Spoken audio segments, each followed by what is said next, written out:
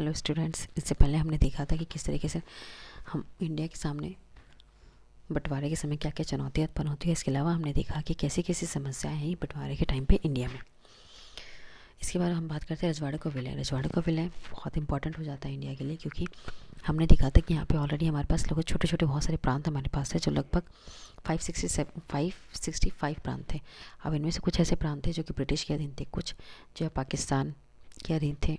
पाकिस्तान से मेरा अर्थ है कि मतलब जो डिवाइड ही नहीं थे। खैर, पाकिस्तान की भी कोई ज़रूरत नहीं है। कुछ ब्रिटिश के अधीन थे, कुछ जो है स्वतंत्र राजा रन कर रहे थे, कुछ के यहाँ गवर्नमेंट रन कर रही थी। तो ऐसे में हम कैसे ही मान लें सबको, अगर हम छूट दे देते कि आपको जो लेना है, आप जैसे रहना चाहते हैं, आप आज़ाद रहना चाहते हैं आज़ाद रह, मिलना चाहते हैं नहीं मिल सकते। तो ऐसे में क्या होता, हमें इंडिया के अंदर ही बहुत सारे डिवीजन दिखाई देते जो कहीं से एक लोकतांत्रिक राज्य के लिए सही नहीं है। और इंडिया ये चाहता रहा इसलिए कि सभी के सभी जो है इंडिया में शामिल हो जाए, क्योंकि लोकतंत्र के लिए ज़रूरी भी है।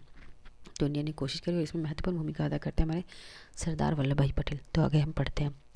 ब्रिटिश इंडिया दो हिस्सों में था। एक हिस्से में ब्रिटिश प्रभुत्व वाले भारतीय प्रांत थे, तो दूसरे हिस्से में देसी रजवाड़े। ब्रिटिश प्रभुत्व वाले भारतीय प्रांतों पर अंग्रेजी सरकार का सीधा नियंत्रण था। दूसरी तरफ छोटे बड़े आकार के कुछ और राज्य थे, इन्हें रजवाड़ा कहा जाता था। रजवाड़ों पर राजाओं का शासन था। राजा ने ब्रिटिश राज की अधीनता या कहें कि सर्वोच्च सत्ता स्वीकार कर रखी थी, और इसके अंतर्गत वे अपने राज्य के घरेलू मामलों का शासन चलाते रहे। अब पहला प्रश्न इस पैराग्राफ में ये उठता है कि रजवाड़े किसे कहते हैं। रजवाड़े वो होंगे जहाँ पे राजाओं का शासन चलता है और वहाँ पे वो स्वतंत्र रूप से अपने निर्णय ले सकते हैं, उसे रजवाड़ा कहा जाएगा। अब इसमें समस्या क्या आती है। आज़ादी के तुरंत पहले अंग्रेजी शासन ने घोषणा की कि भारत में ब्रिटिश प्रभुत्व के साथ ही रजवाड़े भी ब्रिटिश अधीनता से आज़ाद हो जाएंगे। इसका मतलब यह था कि सभी रजवाड़े ब्रिटिश राज की समाप्ति के साथ ही कानूनी तौर पर आज़ाद हो जाएंगे। अंग्रेजी राज का नज़रिया यह था कि रजवाड़े अपनी मर्जी से चाहे तो भारत या पाकिस्तान में शामिल हो जाए या फिर अपना स्वतंत्र अस्तित्व बनाए रखे। भारत अथवा पाकिस्तान में शामिल होना उन्हें यह स्वतंत्र बनाए रखने का फैसला रजवाड़े की प्रजा को नहीं करना था। यह फैसला लेने का अधिकार राजाओं को दिया गया था। यह अपने आप में बड़ी गंभीर समस्या थी। अब देखिए क्या होता है, जब ब्रिटिश यहाँ से जाते हैं तो वो लोग कहते हैं कि ठीक है, हम अपनी समाप्ति कर रहे हैं। समाप्ति का अर्थ ये होगा कि जो प्रांत उनके अंडर है उन्होंने उनको आज़ाद कर दिया। मतलब वहाँ का जो शासक जो पहले से एक्टिव था वो उसके लिए कार्य कर सकता है, वहाँ का शासक वही वापस बन जाएगा।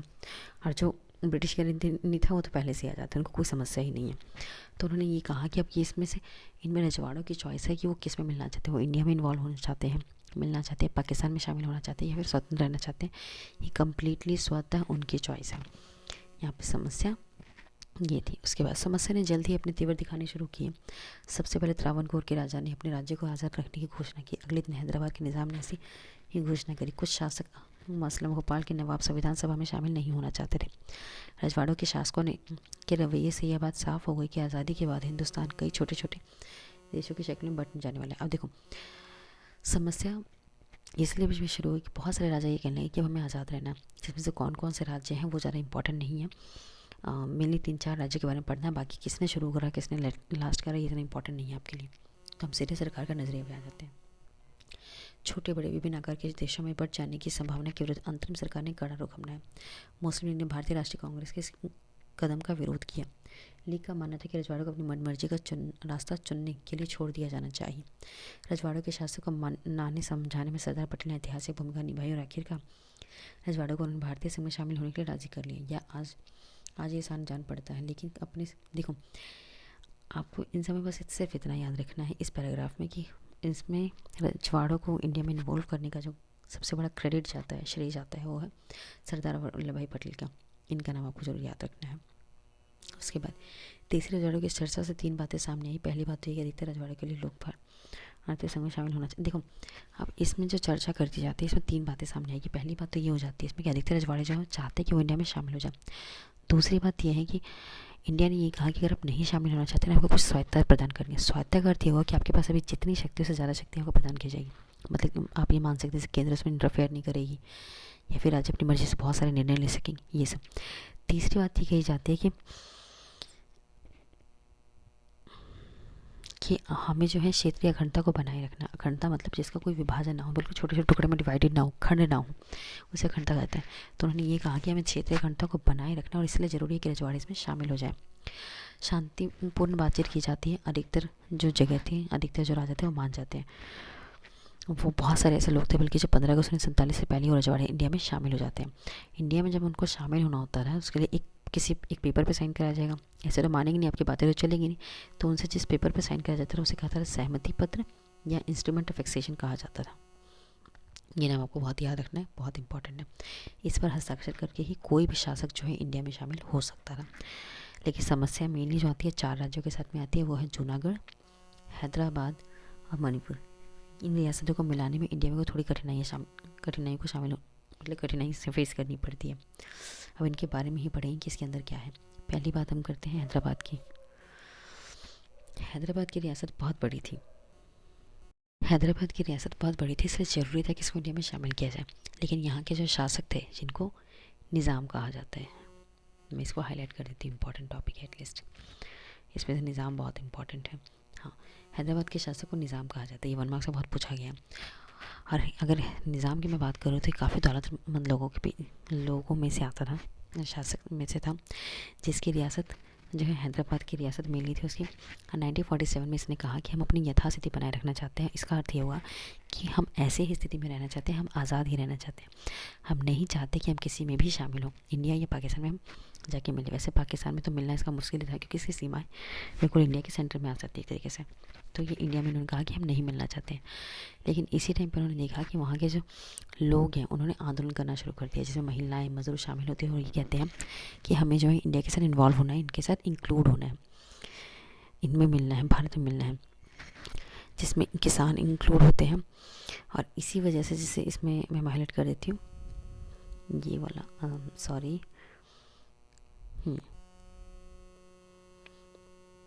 ये वाला पूरा पॉइंट आपको इम्पोर्टेंट हो जाता है। ये लोग शामिल हो जाते हैं और उन्होंने कहा कि हमें इंडिया में इंक्लूड हो जाना चाहिए। निज़ाम के खिलाफ इतने बड़े आंदोलन को उठते हुए उन्होंने क्या करा, उन्होंने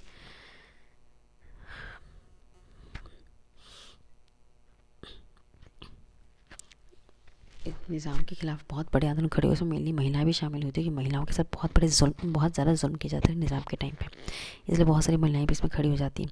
साथ ही साथ इस आंदोलन को समर्थन दिया जाता है कम्युनिस्ट पार्टी और हैदराबाद कांग्रेस इस आंदोलन को पूरा समर्थन देती है, कि वो भी चाहते थे कि हैदराबाद इंडिया में इंक्लूड हो जाए।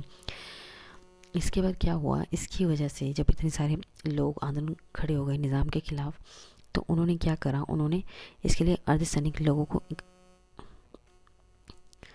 अर्धसैनिक उन्होंने बुलाए, और अर्धसैनिक को कहा जाता है रज़ाकार। ये रज़ाकार इंपॉर्टेंट हो जाता है आपके लिए। रज़ाकार एक तरीके से बहुत सांप्रदायिक लोग थे, और इनका मेनली काम यही होता था कि लूट खसौट, अत्याचार, बलात्कार, ये सब ये बहुत ज़्यादा करते थे। खासकर ये जो इनका अत्याचार होता था गैर मुस्लिम तक सिमट कर ज़्यादा रहता था, और इस वजह से लोगों में और ज़्यादा गुस्सा भर गया। रज़ाकार ने बहुत ज़्यादा मतलब लोगों को परेशान किया। 1948 के सितंबर में भारतीय सेना ने क्या करा, उन्होंने कहा कि यहाँ पे बहुत ज़्यादा समस्या उत्पन्न हो रही है, इसलिए उन्होंने इन्वॉल्वमेंट करी और निज़ाम को हरा दिया, और हैदराबाद पे काबू पा लिया। निज़ाम को हराना नहीं कह सकते, तो इसी वजह से ऐसी लड़ाई को देखते हुए निज़ाम ने फाइनली जो अपना आत्मसमर्पण दे ही दिया। ये डायरेक्ट लड़ाई नहीं थी निज़ाम के साथ में, लेकिन ये इनडायरेक्टली वॉर थी निज़ाम के साथ में, और इन्होंने फाइनली जो है अपना आत्मसमर्पण कर दिया। इसके बाद हम पढ़ते हैं मणिपुर के बारे में। जैसे कि मैंने पहले ही बताया था कि आपका हैदराबाद वाला इंपॉर्टेंट था, इसको तो आपको रट जाना है, ये कन्फर्म आता है मार्क्स पेपर में, बोर्ड एग्जाम में हर बार दे देते हैं इसको उठा के। नेक्स्ट बात करते हैं मणिपुर की। मणिपुर की अगर बात की जाएगी तो यहाँ के राजा हैं आपके बोधचंद्र। यहाँ के राजा है महाराजा बोधचंद्र।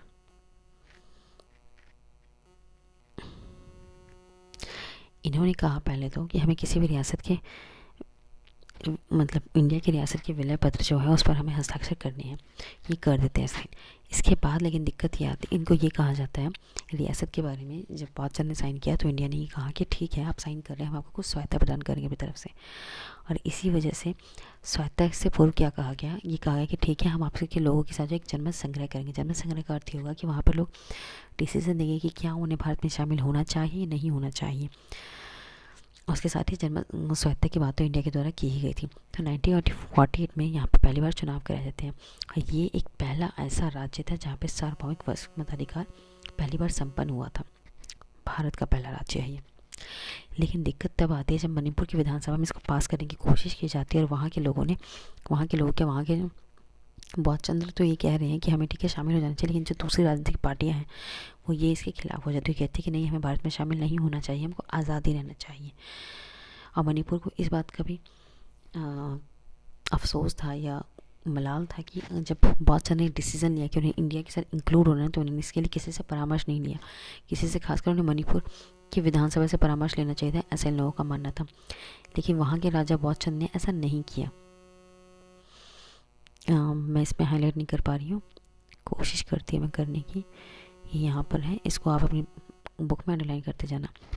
उसके बाद उन्होंने सरकार पर वापस से दबाव डाला कि उनको भारतीय संघ में शामिल नहीं होना चाहिए, लेकिन फिर भी भारतीय संघ में शामिल हो जाते हैं और उन्होंने उस पर हस्ताक्षर कर दिया, जिसकी वजह से भारत सरकार को सफलता मिलती है। और लेकिन बौद्धचंद्र का फैसला यहाँ पर आ गया कि ठीक, वो इन्वॉल्व होना चाहते हैं इंडिया में। भारत सरकार इससे खुश थी, लेकिन वहाँ की जो खासकर विधानसभा के जो लोग थे वो इससे संतुष्ट नहीं थे, और इसी का असर है जो आज तक मणिपुर में दिखाई देता है। मणिपुर को अभी भी इसलिए काफ़ी बार ऐसा देखने को मिलता है कि वहाँ पे लोगों में वो देशभक्ति नहीं है, या फिर काफ़ी बार ऐसे बयान दिए जाते हैं जो भारत के खिलाफ होते हैं। उसका कारण कहीं ना कहीं यही है। अब देखिए, मणिपुर के साथ में एक समस्या ये भी आती है कि जैसे कि मैंने आपको पहले बताया था कि जब डिसीज़न लिया जा रहा था कि आप इंडिया में शामिल होना चाहते हैं या नहीं होना चाहते, तो वहाँ की जनता डिसाइड नहीं करती है, वहाँ के शासक ये डिसाइड करते थे। इसी वजह से शासक और जनता के बीच में कुछ मतभेद रह जाते थे। तो इतना ही आज के लिए काफ़ी है, बाकी नेक्स्ट लेक्चर मैं आपको देती हूँ इसके बारे में, और मैं साथ ही साथ इसका लिंक भी इसमें डाल दूँगी। इसलिए पिछले 2 वीडियोज़ हैं, इसके मैं लिंक इसमें डाल दूँगी ताकि आप इसका पढ़ सकें और ये आपका पूरा टॉपिक हो जाए। ये काफ़ी इंपॉर्टेंट चैप्टर है, तो इसको आपको मिस नहीं करना चाहिए, बोर्ड एग्जाम के लिए काफ़ी इंपॉर्टेंट है। बाकी keep learning, keep doing your best.